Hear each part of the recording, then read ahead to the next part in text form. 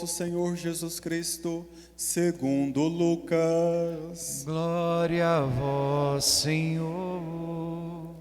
O Senhor esteja em minha mente, em minha boca e em meu coração. Certo dia, Jesus estava rezando num lugar retirado e os discípulos estavam com ele. Então Jesus perguntou-lhes: quem diz o povo que eu sou? Eles responderam: uns dizem que és João Batista, outros que é Elias, mas outros acham que és algum dos antigos profetas que ressuscitou. Mas Jesus perguntou: e vós, quem dizeis que eu sou? Pedro respondeu: o Cristo de Deus. Mas Jesus proibiu-lhes severamente que contasse isso a alguém e acrescentou: o Filho do Homem deve sofrer muito, ser rejeitado pelos anciãos, pelos sumos sacerdotes e doutores da lei, deve ser morto e ressuscitar no terceiro dia. Depois, Jesus disse a todos: se alguém me quer seguir, renuncie a si mesmo, tome sua cruz cada dia e siga-me. Pois quem quiser salvar a sua vida, vai perdê-la. Mas quem perder a sua vida por causa de mim, esse a salvará. Palavra da salvação. Glória a vós, Senhor.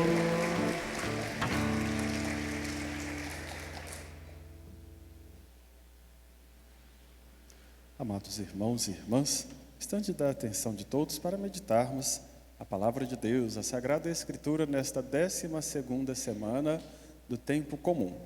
Após ter passado as festividades da Páscoa, também o dia de Pentecostes, da Santíssima Trindade, Corpus Christi, nós retornamos de fato ao tempo comum, marcado pela cor verde, sinal de esperança para nós.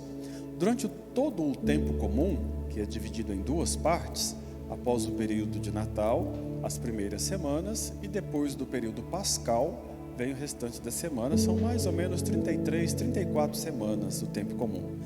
Todo o tempo comum, daqui até agora novembro, quando encerra o ano litúrgico com a festa de Cristo Rei, o tempo comum quer tratar para nós do reino dos céus. O tempo pascal nos falou da ressurreição, o tempo do advento nos falou da vinda de nosso Senhor Jesus Cristo, a quaresma falou sobre a paixão, morte de nosso Senhor Jesus Cristo e sobre penitência, caridade e oração. O Natal nos falou do nascimento e agora o tempo comum, que é maior do que os demais tempos na igreja, quer falar sobre a nossa caminhada para alcançarmos o reino dos céus. Como que Jesus Cristo instruiu a todos para falar do reino dos céus e o que nós deveríamos fazer para alcançá-lo. Como foi a vivência do povo antigo nesta caminhada para o reino dos céus. Assim vai ser o tempo comum. De modo que na primeira leitura agora do livro da profecia de Zacarias, Zacarias recorda a caminhada deste povo, tanto durante a semana quanto aos finais de semana.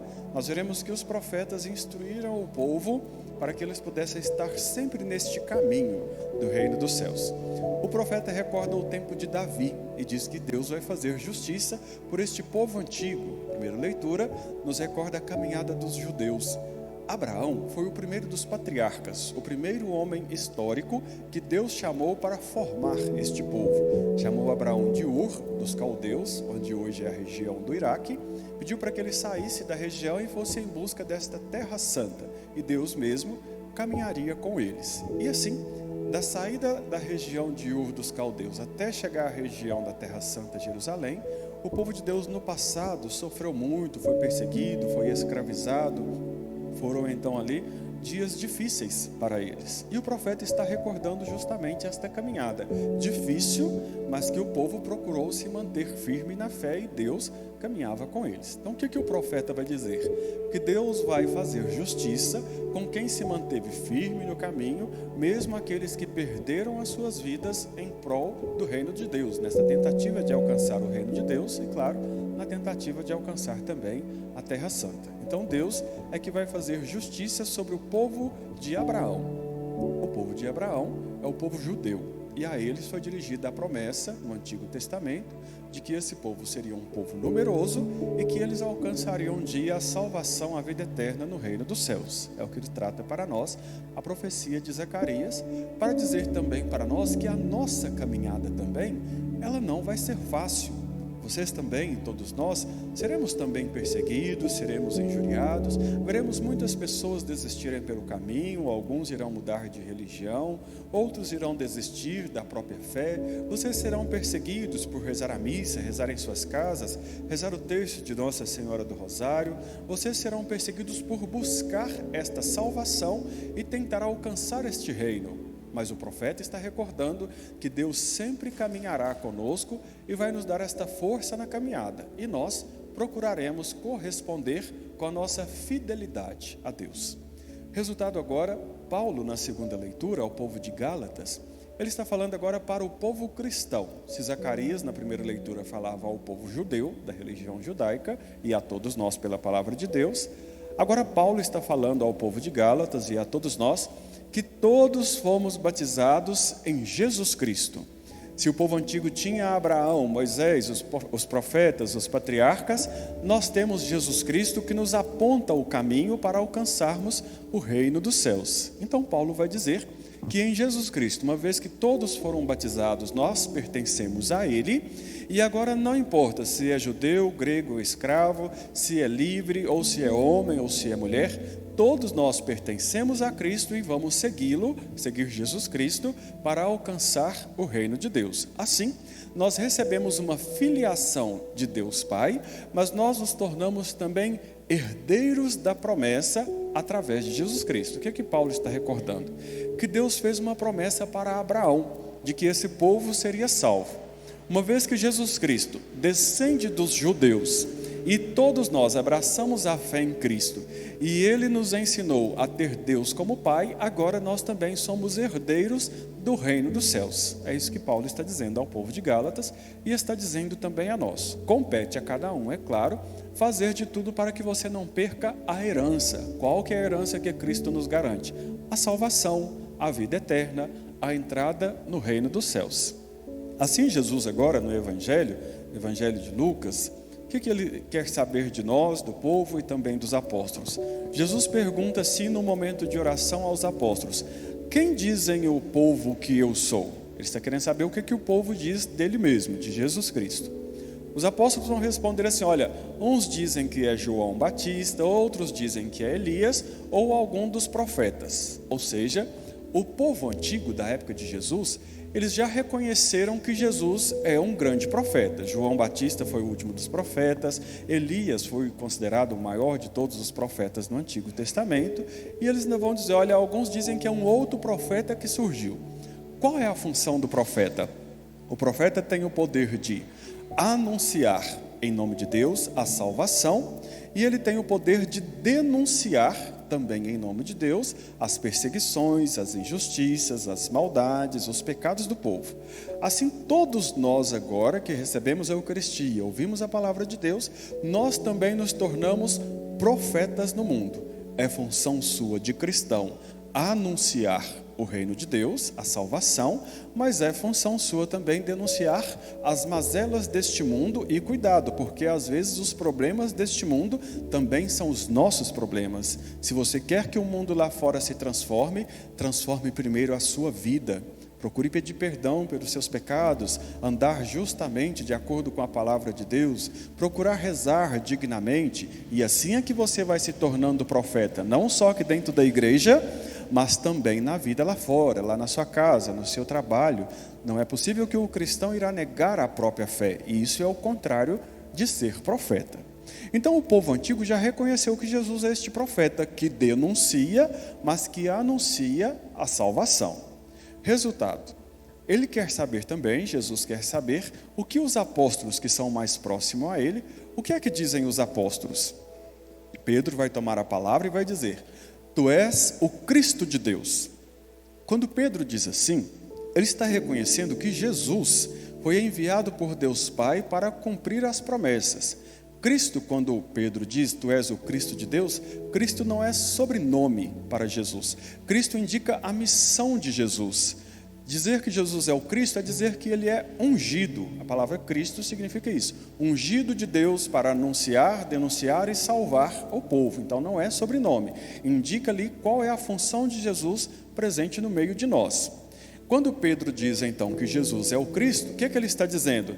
Que Jesus é o Salvador, que Jesus perdoa os pecados, que Jesus abre para nós as portas da salvação, que ele abençoa o povo, que ele traz Deus para o coração do povo, que ele é o maior de todos os profetas. É isso que Pedro está dizendo quando ele diz que Jesus é o Cristo de Deus, ou seja, aquele que foi enviado para salvar a todos. Isso é que significa dizer que ele é o Cristo de Deus, o ungido de Deus. E agora, Jesus toma através da palavra de Pedro e vai dizer, olha, o Filho do Homem vai ser entregue, vai ser rejeitado pelos anciãos, pelos mestres da lei, pelos sumos sacerdotes, pelos fariseus, vai ser entregue, vai morrer e vai ressuscitar depois de 3 dias. Por que Jesus está respondendo assim?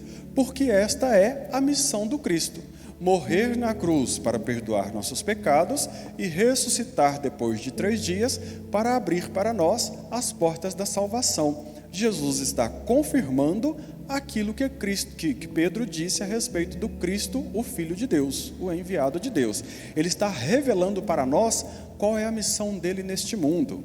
E assim como Jesus Cristo morreu, todos nós também iremos morrer um dia, mas se nos mantivermos firmes na fé, o que nos aguarda também é a ressurreição.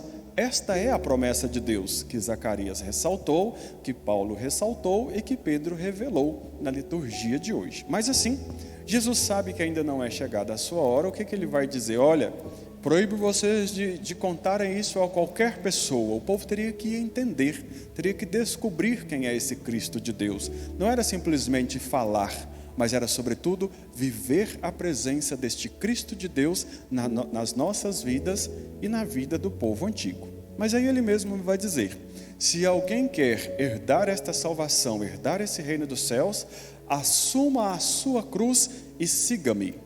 É claro que nós bem sabemos que a cruz que nós carregamos não é para nossa condenação, não é para nossa crucificação.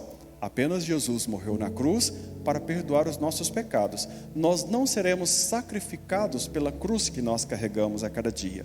E me recordo aqui, junto a vocês durante a quaresma, eu dizia, olha, não vamos nos tornar uns para os outros uma cruz tão pesada que o outro não der conta de carregar.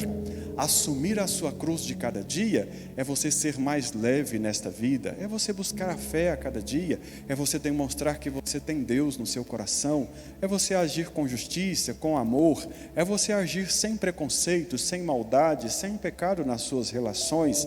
Viver a sua cruz de cada dia é você não ter vergonha de ter fé. Isso é assumir a sua cruz de cada dia, porque assim a sua cruz será capaz um dia de te salvar. Você não vai ser crucificado com ela, mas você usará da sua cruz para ser transportado desta vida terrena para o reino dos céus, que é o tema do tempo comum. Assim. Mas aí então Jesus vai dizer, porque quem tentar salvar a sua própria vida, vai perdê-la. O que Jesus está dizendo? Pelas nossas próprias forças, nós não nos salvaremos. Nós precisamos de Deus, precisamos do Cristo de Deus, precisamos da força do Espírito Santo para continuarmos firmes na fé. Porque se formos contar apenas com a nossa experiência humana, nós vamos desistir de tudo. Na primeira decepção você já diz, já não volto mais na igreja. Na primeira decepção você vai dizer, olha, desisto do casamento. Na primeira decepção você vai dizer, olha, não rezo mais. Mas se nós confiarmos muito mais em Deus, aí sim nós seremos capazes de reconhecer sua presença em nossas vidas e seremos capazes de alcançar o reino dos céus. É o que Jesus diz na leitura do Evangelho, quando ele proclamou para nós que quem tentar salvar sua própria vida vai perdê-la. Mas quem perder a sua vida por causa do Cristo, esse a salvará. Você não perde tempo quando você reza. Você não perde tempo quando você caminha aos passos de Cristo. Você não é condenado quando você recebe dignamente a palavra de Deus e a Eucaristia. Você não é condenado por rezar. Você pode ser perseguido por este mundo, mas a sua oração é capaz de te salvar. O que Jesus está dizendo para todos nós é para que cada um possa assumir a sua própria cruz, mesmo sabendo que você não vai ser crucificado nela, mas assuma a sua fé, sem medo e sem ter vergonha de Deus. O que Jesus está nos pedindo é para que cada um se coloque no caminho, assumam as responsabilidades da sua própria fé, da sua caminhada, assuma na sua vida que Jesus Cristo é capaz de te salvar, que Jesus Cristo já perdoou os seus pecados morrendo na cruz, que você está num caminho de salvação e de vida eterna, porque de fato, quando vocês vêm rezar a Santa Missa, quando vocês rezam em casa, o que vocês estão querendo, primeiramente e objetivamente com a oração, é a salvação, porque senão não teria sentido vocês se colocarem em oração. Quem reza busca o perdão dos seus pecados e ainda busca a salvação para a sua vida e muito mais. Rezando uns pelos outros, nós também queremos a salvação para todos. O tempo comum vai nos falar desse reino dos céus e hoje Jesus Cristo nos aponta como o caminho para alcançarmos o reino dos céus é você assumir a sua vida de fé, a sua cruz de cada dia. Jesus aponta que quem perder sua vida por causa desta fé, este será salvo. Mas enquanto insistirmos em buscar pelas nossas próprias forças, nós não herdaremos o reino dos céus. A liturgia de hoje está te convidando a assumir as suas responsabilidades, mas está te recordando também. Não seja uma cruz tão pesada para o outro que ele não der conta de carregar. Não permita que ninguém desista da sua vida, não permita que ninguém desista do casamento, não permita que ninguém desista da igreja, não permita que ninguém desista de Deus e da própria fé. Não permita se tornar e nem fazer para os outros uma cruz tão pesada que ninguém der conta de carregá-la. Mas tomemos como exemplo a vida de Simão, o sirineu, que ajudou Jesus Cristo a carregar a própria cruz. Assim também é ajudando uns aos outros a carregar a própria cruz que nós chegaremos juntos ao reino dos céus. Creio em Deus Pai, Todo-Poderoso, Criador do céu e da terra.